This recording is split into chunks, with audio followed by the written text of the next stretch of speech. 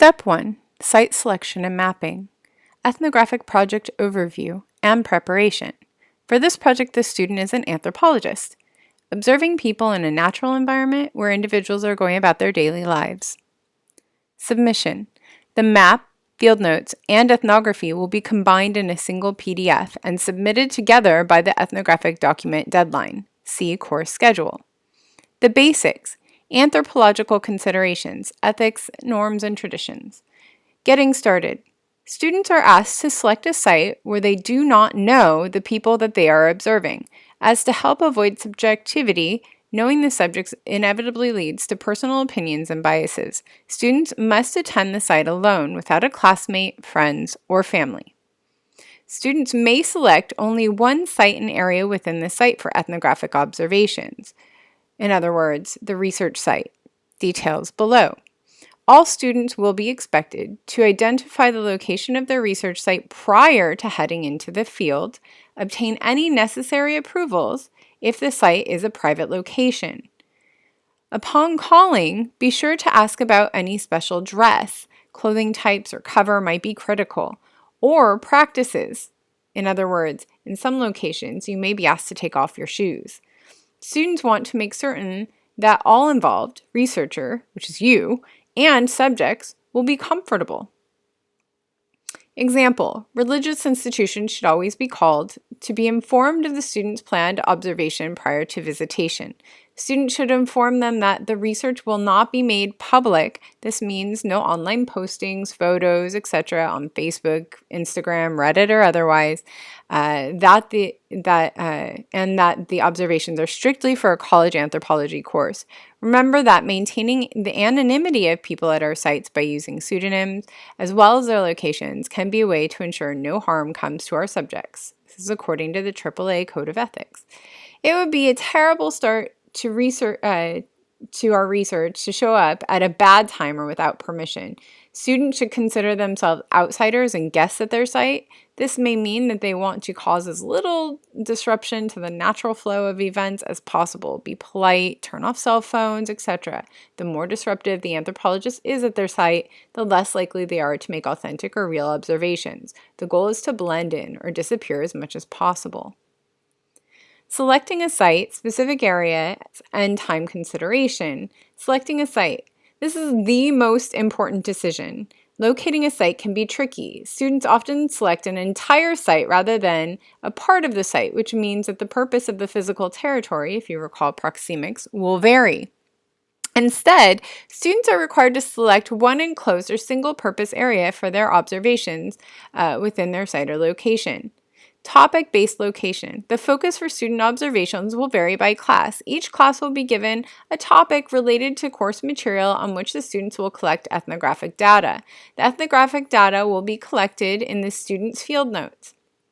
Step 2, document, and then analyze in the ethnography. Step 3, document.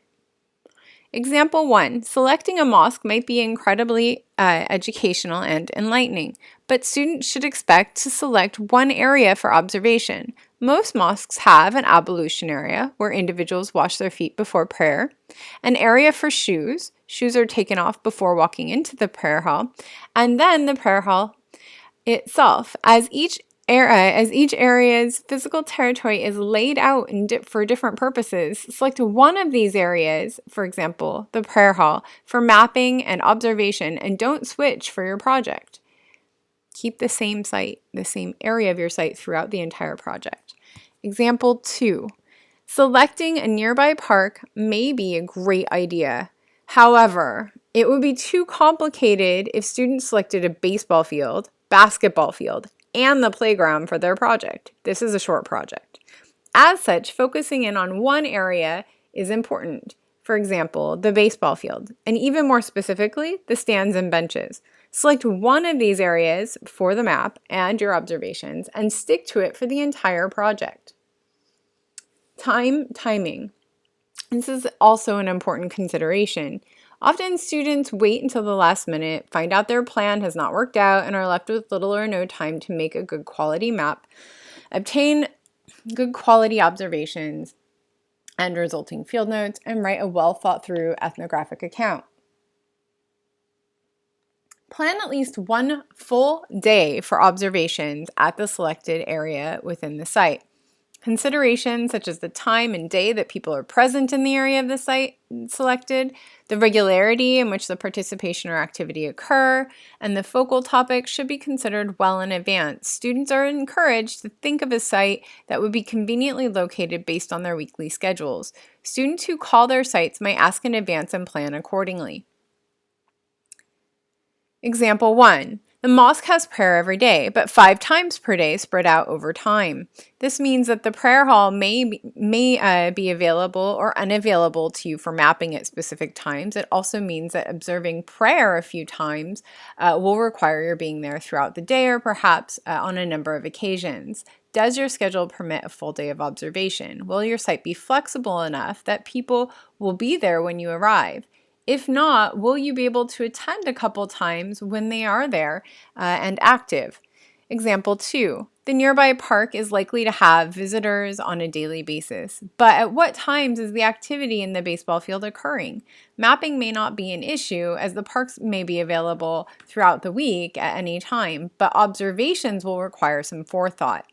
If observations are focused on the stands or benches where bystanders sit, then when are these areas typically full? On Saturdays or Sundays? Are there games or practices during the week? Does this align with your availability and schedule? Can you make it back a couple times to collect data?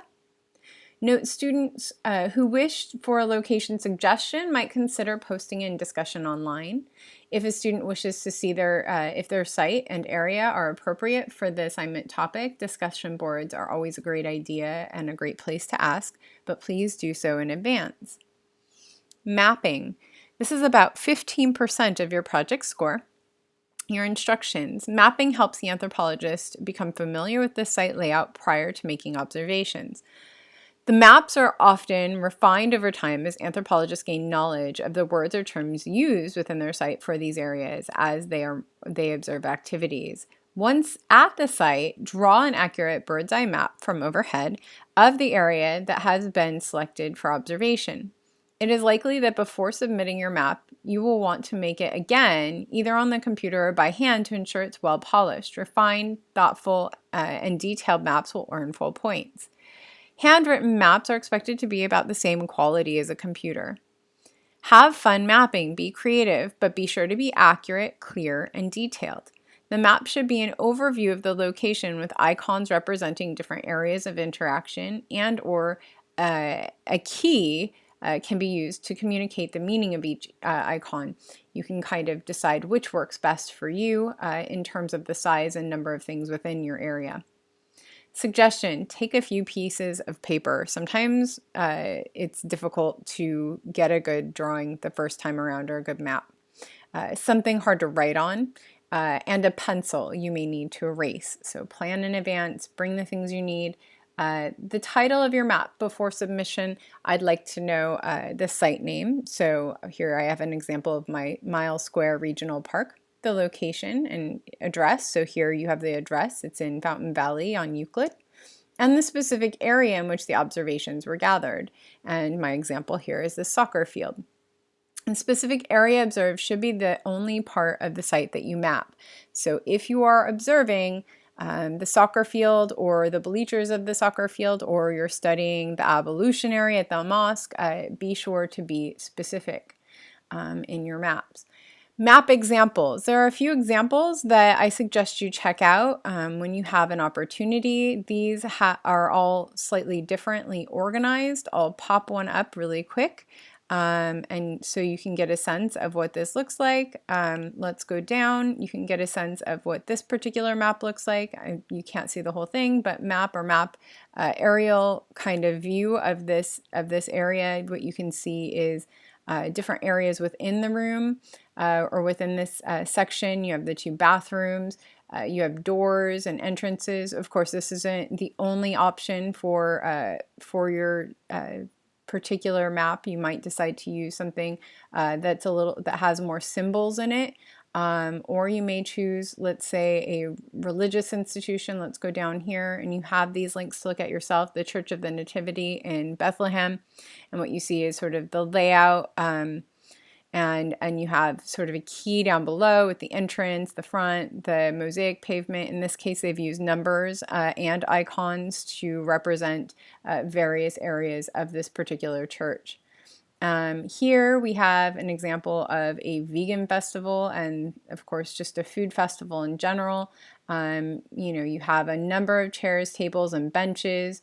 You have sort of the titles where they fit, the food court, the balance beams, etc. And then you also have the chairs. Since you're only going to focus on one area, perhaps let's say you just wanted to focus on the table areas or the bench areas where people were eating, then that would be all that you would need to map. But be sure it's clear what these icons represent.